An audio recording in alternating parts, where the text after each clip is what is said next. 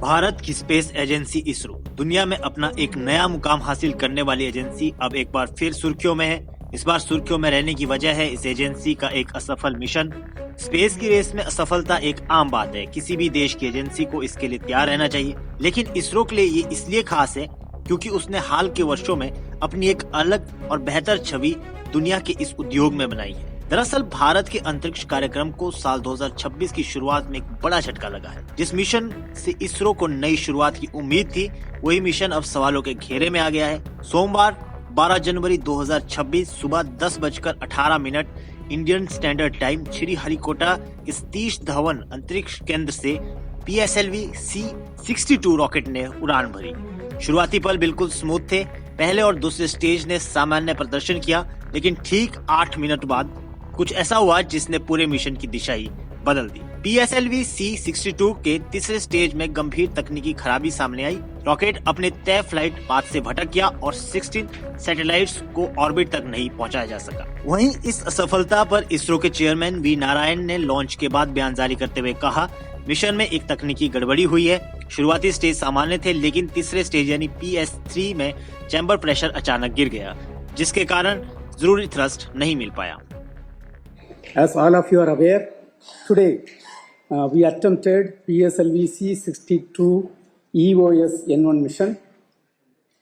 The PSLV is a 4-stage vehicle, and the first stage is a solid motor with 2 strap-ons. Second stage is the liquid stage. Third stage is again a solid stage. Fourth stage is a liquid stage. And the performance of the vehicle close to the third stage was as expected and as predicted. And close to the end of the third stage, we are seeing some disturbance in the vehicle. And there was a deviation in the path of the vehicle. And the mission could not proceed in the expected path. That is what is the information right now available.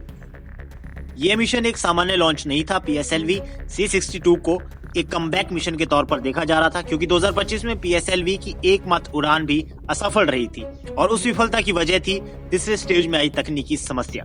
Standard प्रक्रिया के तहत इसरो ने तब failure analysis committee बनाई थी, लेकिन उस report को सार्वजनिक नहीं किया गया और अब लगातार दूसरी बार PS3 स्टेज में खराबी ने कई सवाल खड़े कर दिए हैं। PSLV C-62 कुल 16 सैटेलाइट ले जा रहा था, जिसमें EOS N1 earth observation satellite और DRDO द्वारा विकसित अन्वेषा नाम का एक रणनीतिक सर्वेलेंस सैटेलाइट भी शामिल था। सिर्फ सरकारी ही नहीं, बल्कि इस मिशन में भारत के प्राइवेट स्पेस सेक्टर की भी बड़ी हिस्सेदारी थी। हैदराबाद की स्टार्टअप कंपनी ध्रुव स्पेस के 7 सैटेलाइट इसी रॉकेट में लगे थे। इसके अलावा ब्राजील, नेपाल और यूनाइटेड किंगडम इस मिशन का हिस्सा थे, यानी इस विफलता का असर इसरो से कहीं आगे तक जाता है।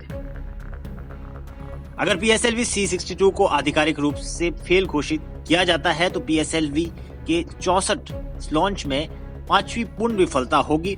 अब तक PSLV की पहचान एक मजबूत और भरोसेमंद लॉन्च विकल्प की रही है। 63 उड़ानों में 58 पूरी तरह सफल, 4 पूर्ण असफल और 1 आंशिक असफल, लेकिन 2025 और 2026 की लगातार 2 विफलताओं ने PSLV की विश्वसनीयता पर नई बहस छेड़ दी है। 1993 में पहला mission PSLV D1 attitude control software की गलती से फेल हुआ था। 1997 में PSLV C1 आंशिक रूप से असफल रहा। 2017 में PSLV C-39 में हीट शील्ड अलग नहीं हो पाई और 2025 के PSLV C-61 मिशन में तीसरे स्टेज का चैम्बर प्रेशर गिर गया और 2026 में PSLV C-62 फिर वही तीसरा स्टेज।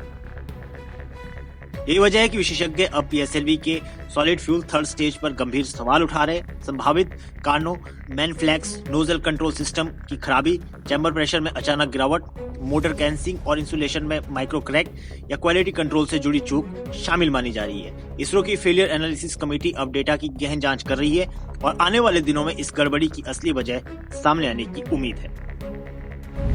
PSLV भारत के कमर्शियल स्पेस प्रोग्राम की रीढ़ है। यही रॉकेट दुनिया के सबसे ज्यादा फॉरेन सैटेलाइट लॉन्च कर चुका है।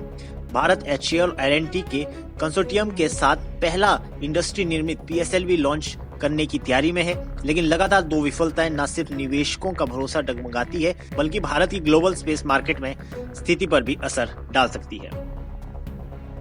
फिलहाल इसरो ने PSLV C62 को आधिकारिक रूप से सफल या असफल घोषित नहीं किया है, लेकिन चेयरमैन के बयान से साफ है कि मिशन अपने तय उद्देश्य को हासिल नहीं कर पाया। अब नजर इस बात पर टिकी है कि इसरो PSLV के तीसरे स्टेज की खामियों को कैसे दूर करता है और अपने वक्त हॉर्स रॉकेट की खोई हुई साख कितनी जल्दी बहाल कर पाता है। फिलहाल के लिए इस रिपोर्ट में इतना ही। देश और दुनिया की बड़ी खबरों के लिए देखते रहिए पंजाब केसरी टीवी। हमसे जुड़े रहने के लिए हमारे YouTube चैनल को सब्सक्राइब करें और नई वीडियो की नोटिफिकेशन के लिए बेल आइकॉन को दबाएं।